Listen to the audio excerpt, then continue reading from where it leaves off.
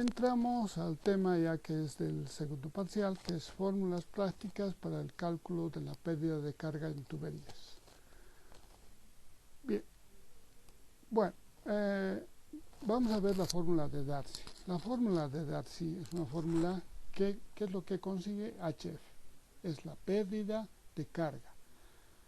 Es una pérdida real que depende de la longitud y el diámetro. Bien, la fórmula de Darcy es una fórmula de uso universal y se tiene que usar conjuntamente el diagrama de Moody o otras fórmulas para obtener el factor de fricción F.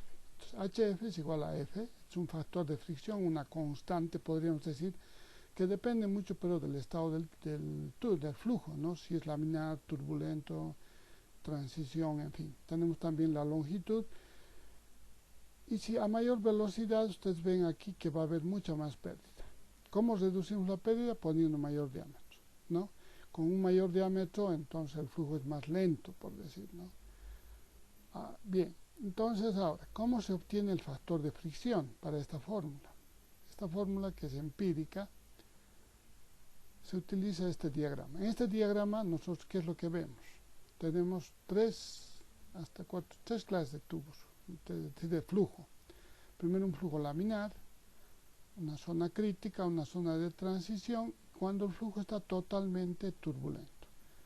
Entonces, otra vez vemos que en una primera instancia, si nosotros queremos calcular F y el flujo está laminar, solamente necesitamos el número de Reynolds, subimos y venimos a este lado y ya tenemos el factor de fricción.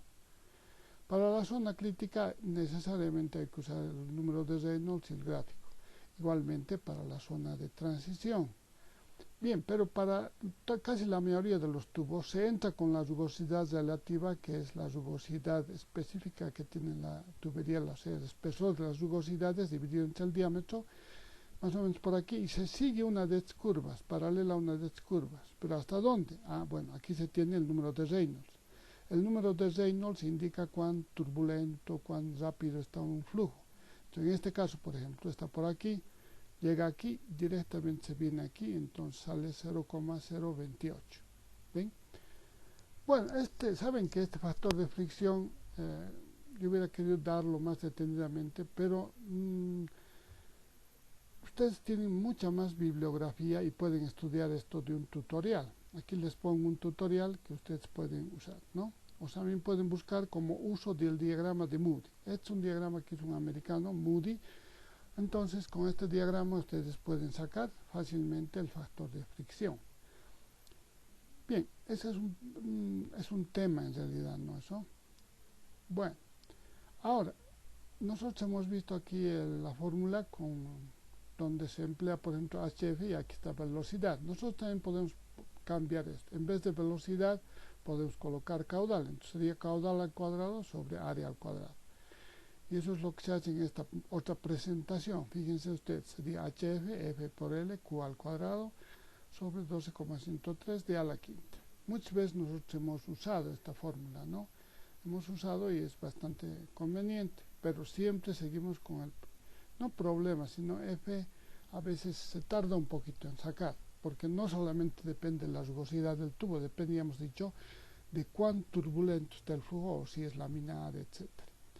Bien, afortunadamente hay algo aquí, ¿no? La fórmula de Hazen-Williams. La fórmula de Hazen-Williams es una fórmula que está hecha más para ingenieros civiles. ¿Por qué?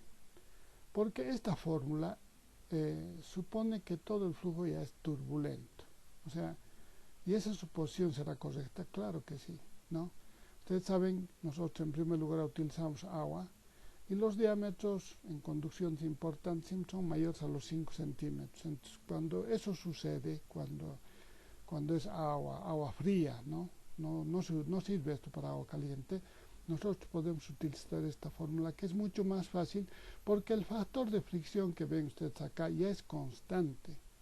Es una constante que se saca de tablets, ¿no? Ya no hay que usar el famoso F que estábamos viendo arriba. Por ejemplo, C para plástico es 140. Para hormigón es 110, así, ¿no? Tienen ustedes diferentes tipos de tablas. Bien, entonces esta es la famosa fórmula que fue desarrollada por Allen Hazen y el señor Williams en Inglaterra. Bueno, nosotros hace unos años, cuando ya hace unos pocos años, nosotros cambiamos esta fórmula por la situación del país y nosotros llamábamos la fórmula de Jacinto Huaylas, ¿no? Entonces hemos trabajado mucho tiempo con eso. Bueno, en realidad es una broma, ¿no? Cuidado que me estén creyendo, no. Seguimos nomás con Hazen Williams, ¿no? Bien. Entonces usamos cuando el agua es fría, ¿no? Entonces usar cuando el agua es fría. Hasta menos de 20 se puede usar. Bien, después, claro, un poquito ya varía, ¿no? No es que varía harto, sino que varía muy poco, ¿no? Ahora, se recomienda también para usar diámetros cuando los diámetros son mayores a 5, pero yo he visto que muchos autores han usado, dice, hasta diámetros, por ejemplo, de media pulgada, que es 1,27 centímetros, y la variación es mínima, ¿no? Naturalmente, si es un proyecto muy importante, habría que nomás usar la fórmula general. Bien, ahora esta otra fórmula de presentación de esta fórmula de Hazen-Williams es esta, que es mucho más simplificada todavía, ¿no? ¿Cómo lo han simplificado? Colocando HF sobre L, colocando el valor de la pendiente, S. Entonces aquí vemos mucho más sencillito y más manejable, ¿no? Entonces la velocidad es 0,355, el factor C que viene de tablas, D es el diámetro y S es la pendiente de la línea de energía. Algunos dirán, pero aquí S, ¿cómo sacamos? Más bien esta S es la que más nos ayuda en los cálculos, como vamos a ver, ¿no? Bueno, vamos a ver un ejemplo. En el mismo ejemplo que habíamos visto la anterior semana, tenemos un tanque, pero ahora sí vamos a sacar lo real, ¿no? Lo que va a pasar realmente. Dice calcular el caudal, igual que la otra vez. La tubería, esta tubería es de PVC, o sea, de plástico, diámetro 5 centímetros y la longitud es 30 metros. Entonces dice calcular el caudal.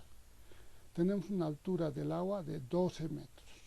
Bien, lo primero entonces que hacemos nosotros es dibujar la línea de energía, ¿no? Dibujamos la línea de energía y sabemos que aquí hay una pérdida HF.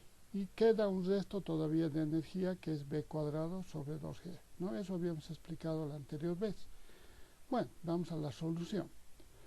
Entonces, del gráfico, en primer lugar, aquí está la ecuación importante, la 1, digamos, que 12 es igual a HF más B al cuadrado sobre 2G. 12 es igual a HF más B al cuadrado sobre 2G. Luego, HF es la pendiente por la longitud. Todos los que han visto topografía sabemos, ¿no ve? Que S es igual a la altura sobre la longitud. Esa fórmula es una de las fórmulas básicas del ingeniero civil. Entonces, H es igual a la pendiente por longitud. Igual aquí HF, esta HF en este triángulo es igual a la pendiente por esta longitud. ¿Ya? Entonces tenemos S por 30. Entonces, de la fórmula de Hansen, reemplazando en la fórmula de Hansen que hemos visto arriba, tendríamos que B, reemplazamos aquí el valor de C, todos los valores, diámetro en metros y S lo dejamos. Entonces, tendríamos que B es igual a 7,53 por S elevado a 0,54. Ya tenemos el valor de la velocidad, pero en función de S. Bueno, ahora sí reemplazamos en esta fórmula, en la 1 que habíamos dicho, ¿no? En esta fórmula, entonces decimos 12 es igual a HF, que es S por 30, aquí está 30S, más B al cuadrado. Habíamos sacado ya B en función de S, pero no, B al cuadrado sobre 2G. Ahora aquí tenemos todo ya en función de S. Y al final sacamos la pendiente. La pendiente había sido 0,37. Entonces ahora, sacando ya S, tenemos la velocidad, reemplazando aquí, ¿no? Y la velocidad había sido 4,4 metros por segundo. Y al final el caudal es área del tubo por la velocidad, nos sale 8,64 litros por segundo, o lo que está aquí en metros cúbicos por segundo. Bien, por último, existe lo siguiente, que la pérdida, si vemos la pérdida, había sido 11,1. Fíjense, 2 era la altura inicial del agua y se ha ido en pérdida, se ha ido 11,1. O sea, se ha ido buena parte en pérdidas. Y lo que resta, este B cuadrado sobre 2G, es muy bajo ya, ¿no? Es poco, casi cerca a 1 metro, ¿no? O sea, nos queda muy poca energía cinética que ha quedado. La mayoría se ha perdido en fricción. Y eso es lo que casi pasa en la mayoría de los casos prácticos, ¿no? Es que se tiene muy poca b al cuadrado sobre 2g. Ahora, si dibujamos estos valores más o menos a escala, nos va a salir esto. ¿Ven? Aquí tenemos la línea de energía y la línea piezométrica. ¿Por qué? Porque sabemos nosotros que esta distancia es b cuadrado sobre 2g, y b cuadrado sobre 2g aquí es 0,98. Ahora, en sistemas más grandes, cuando hay tanques, todo eso, y alturas grandes, b cuadrado sobre 2g a veces es pequeño también, ¿no? En sistemas grandes. Resulta ser 0,1. Imagínense 0,1 para conducciones que tienen 40 metros de altura. Claro, ya no se ve, ¿no? O sea, ya realmente llega a tener importancia. O sea, ya no llega a tener importancia este b cuadrado sobre 2g porque es muy chiquito. Y lo que pasa es que se vuelve así nomás ya. Entonces ustedes ahora van a ver en el libro de Schaum, por ejemplo, ya no dicen línea piezométrica y línea de energía, ¿no? La línea piezométrica es azul, la línea roja de energía. Pero en Schaum solamente hablan de línea piezométrica. ¿Por qué? Porque ahí sí ya son sistemas grandes donde estos líneas se han confundido por el valor pequeño que existe, ¿no?